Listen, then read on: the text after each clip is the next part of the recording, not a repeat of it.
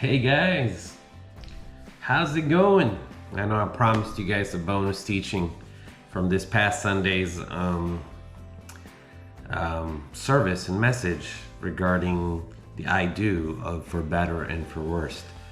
So I don't know how your week has been going, whether it's for better or for worse, but I want to review this a little bit with you guys and then kind of touch on things that I thought would have been some things that I didn't get a chance to really expound on, and maybe drive some points. And I thought, where it's Thursday now, we've got about 4 days to Sunday or 3 days to Sunday. And I want to give you guys an opportunity to kind of take it over the hump, and hopefully this week will get better. Everything will do so much better for you. So we read in 1 Peter chapter 3, actually started in verse 2 from 18, the teaching about for better, for worse, literally started as an address to all the people. And it kind of started in instruction with masters and with servants to masters, right? And the reason why it started there is because there were some characteristics from being a servant to a master that Peter wants wives and husbands to also gather from. And then, as a matter of fact, he rounds it off later and says to everybody. But one of the things that I thought was interesting was that he said, in the character, or I should say the attitude to take was, whether your master is good or whether your master is harsh, submit, be submissive. And then he said,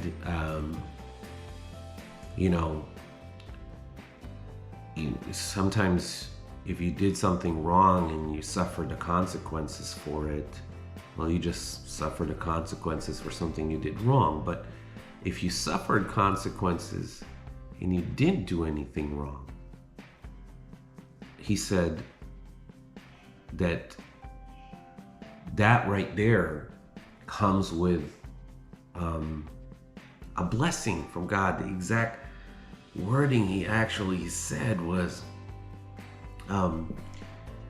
this is commendable before God. And then in verse 21 he says, for this you were called, because Christ also suffered for us, leaving us an example that you should follow his footsteps, or you should follow his steps. And I thought to myself, I said, just kind of relating things to marriage is that sometimes I said to you guys in the service that being harsh and good can be played by both husband and wife. Sometimes the wife is harsh and good. Sometimes the husband is harsh and good. Maybe one is always harsh and one is always good. But the important thing, the important characteristic and tactic that Peter is saying is that whether they're harsh or they're good, submit. I'm going to talk about this coming Sunday, that there is not an area of marriage that your faith should not be used. You have to use your faith, no matter what you're up against, right? And even in marriage, you have your faith. You have to use your faith, for your spouse, anytime that they're up against something, facing something, whether it's something that they're having a hard time processing, and maybe that's causing them to be a little bit off on their nice game, or that's the time to use your faith. So it's important.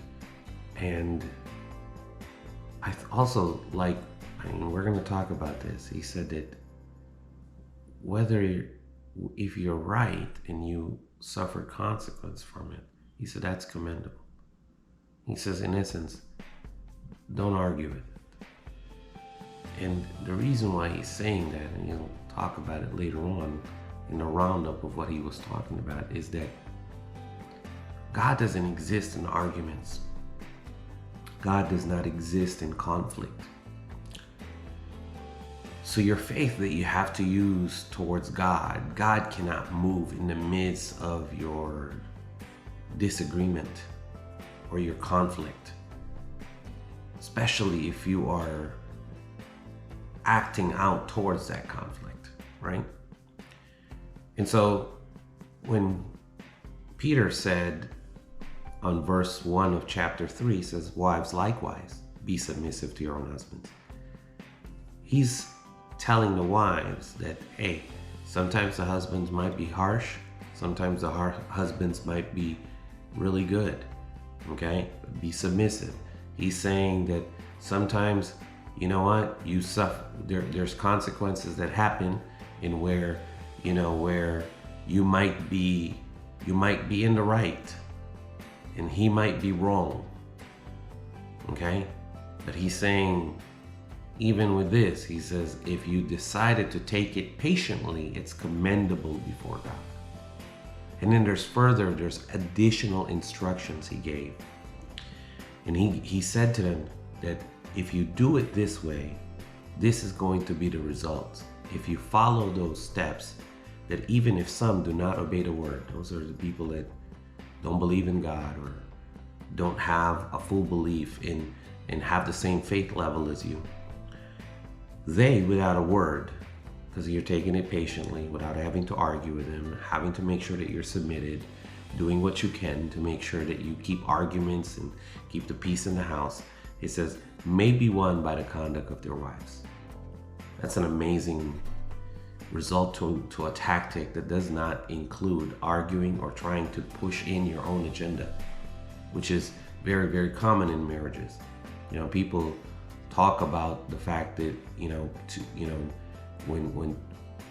when two people get married, it doesn't matter whether they're the same race or not, whether they have had the same cultures or not, there's still very, very visible differences in how a person grew up, all the experiences they felt, whether one person came from a single family home or a family home, or whether somebody was affected by something that has happened to them in their past, or maybe a person has never had anything happen to them. When you bring all of that together, it would seem like two opposing forces coming together, and then, you know, each particular force trying to wean the other person or guide the other person to kind of get them to see it your way. But here Peter is saying, you don't have to do that. If you don't say a word, if you take it patiently, you can win your husband, right? And it says, and then the next thing that he said is that do not let your adornment merely outward, arranging, wearing gold and putting on fine apparel. He's saying this to women because he says, do not let it be merely about that. In essence, he says, let it be the gentle, quiet spirit, which is precious in the sight of God. He's not saying don't look pretty or don't put on these things. He said, don't just let it be about that. Don't let your beauty just be about what you look like outside, but let it be who you are inside. In essence, practice being quiet and being gentle, because he says that's precious in the sight of God. I loved what it says during the servants. It says, if you take it patiently, and I'm talking about do not let the conflict overtake you. He says that's commendable to God. Now he's saying if you are a person that is quiet in spirit, he says, and gentle, this is precious in the sight of God. So not only are you going to, when you do things patiently and you stay quiet and be submissive, not only are you commendable, but you are also precious in the sight of God. This is for in this manner in former times, holy men who trusted in God also adorned themselves, being submissive to their own husbands. So Sarah obeyed Abraham, calling him Lord, whose daughters you are in, if you do good and not afraid of any terror. Then the husbands, on verse 7, get addressed. He says, husbands likewise. Likewise is yet another word that initiates not just what the previous instructions were. It also whatever the wives was supposed to be. So in essence, husbands likewise means likewise be like a servant to your wife, that even if they're harsh or they're good, be submissive to them. Okay? And then he said, whether you are you suffered consequences, whether even though you didn't deserve it, or whether you're right, he said, take it patiently, because that's commendable to God, right? So even as the wife is trying to be that way, and a husband now has to be that way as well, the next thing that he has to do is also do what the wife says. Wife is supposed to be. He says, because in this particular case, he's saying that if you are submissive to your wife, that even some of the ones that do not obey the word, the wives that do not obey the word, will be won without a word. May be won by the conduct of their husbands, when they observe and your chaste conduct accompanied by fear. And then it says, do not let adornment be merely an outward arranging the hair, wearing gold, fine apparel. Now, obviously, men do not do this during these times. It's not about how we look that time. What we provide to women during these times is not how we look, but how we provide, and how we provide security, And he's saying that when you do those kinds of things, when you do what you're supposed to do, when you are as attractive as you possibly could be for your wife, he says, don't let it just be merely about that, but let it be the hidden person of the heart, with the incorruptible beauty and gentle and quiet spirit, which is very precious in the sight of God. So the same instructions that was given to the servant, now the wife must do. The same instruction that was given to the wife, now the husband must do. Now here's the caveat. The husband not only has to do what the servant does, but also have what the wife does.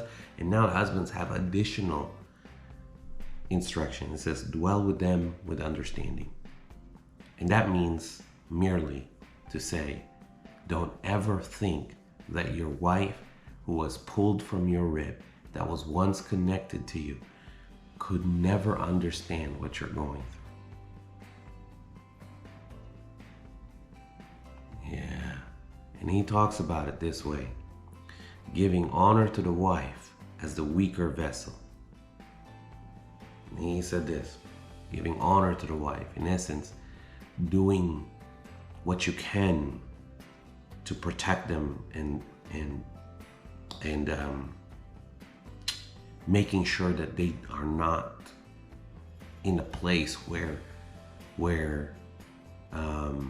they face all the things that you're facing, even though you're facing everything much stronger.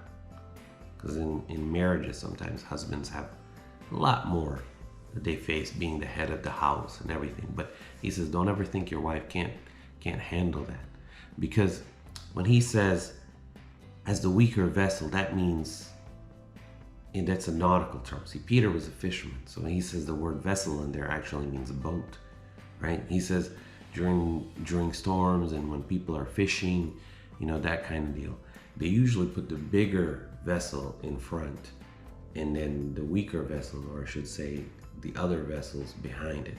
So in that way, when they're cutting through waves, the other vessels behind it that also carry cargo will not have to face the wave. They will be facing the waves that have already been cut by the vessel in front. Now he's saying that not that the vessel or your wife can't handle it, He says, give her honor. My wife can open doors, but I give her honor by opening the door for her. My wife can pump gas, but I give the honor, so I pump the gas for her. That's just being a gentleman. And then he says this, being heirs together the grace of life, that your prayers may not be hindered. Oh, this is important. You see, when these two boats get to the dock, all the fishermen in the first boat and the second boat, they all get the same amount of fish. Not just what the first boat has, but also the second boat. So they put their catch together, and what ends up happening, and then you could see this, during Peter's first interaction with Jesus, when Jesus borrowed the boat from him, and he said, can I borrow the boat and put it out for her?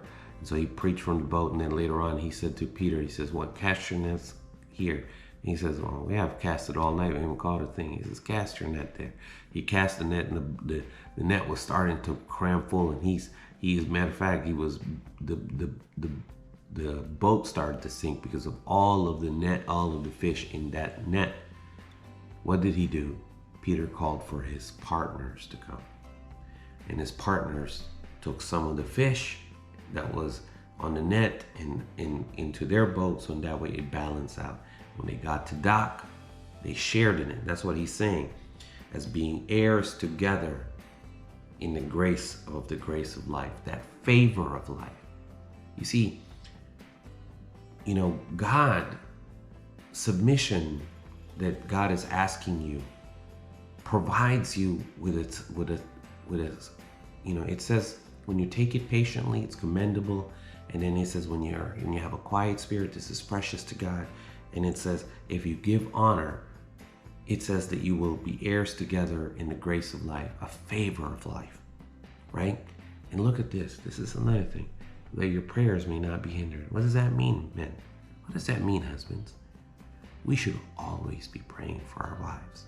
We should always be the ones leading prayer in our family as much as we possibly. Not that our wives cannot pray, but we should always giving honor. Do you want me to pray about this?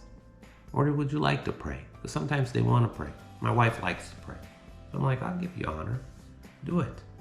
And I'll stand and submit, and I'll stand in agreement, and I'll stand in faith with you, right? Now, this is the next thing on verse 8 of chapter 3. It says, finally. The word finally in here is like the finale of all of instructions. It says all of you. Now this is all servants, wives, and husbands. All of you be of one mind, having compassion for one another. Love as brothers, be tender-hearted, be courteous, not returning evil for evil, or reveling for life, but on the contrary, blessing. Know that you are all called to this, that you may inherit a blessing. This right here sums up all of this submission.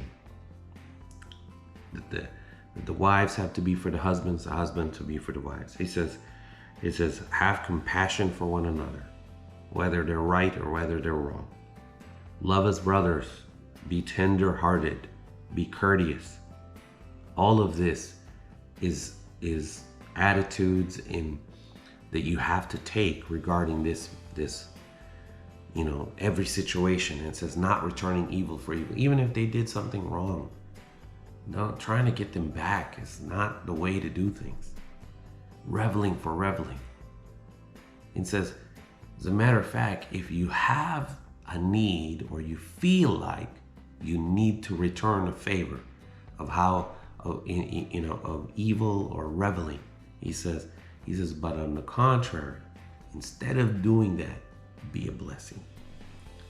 And look at this, knowing that you were called to this, that you may inherit a blessing. So whatever it is that you sow in blessing, you will inherit. That means that makes it rightfully yours, that blessing that you're getting. Rightfully yours. That means the inherit means, that means when you inherit something, it's specifically for you. Come on. I hope this blessed you. I hope this additional encouragement helped you. Let me pray for you as we close. Father, I pray for every single married couple, every single person that's thinking to be married or thinking about being married. Father, give them the heart and understanding of submission. Give them the heart of being patient. Give them the heart of being kind and a quiet and gentle spirit. Give them the heart, Father, of being honorable. And give them the heart of understanding, giving them the heart of compassion. And Father, I pray that in every situation they run up against, instead of retaliating, I pray that you encourage them to be a blessing. I cancel the assignment of strife, division, confusion, jealousy, envy, poverty, sickness, disease, death, lack, deception, and divorce from each and every person that's listening to me. And Lord, I release the fullness of your grace, mercy, and blessing over them. In the name of Jesus, we pray. Amen. Well, if you like this and you like Sundays, which trendingly on our page looks like a lot of people are watching it, rewatching it, or sharing it, you will really, really love the next two segments of I Do's. So this coming Sunday, the next segment of I Do, which involves for richer or poorer. You do not want to miss that. All right? God bless you. Thank you for taking the time to watch this bonus teaching. Love you guys. God bless.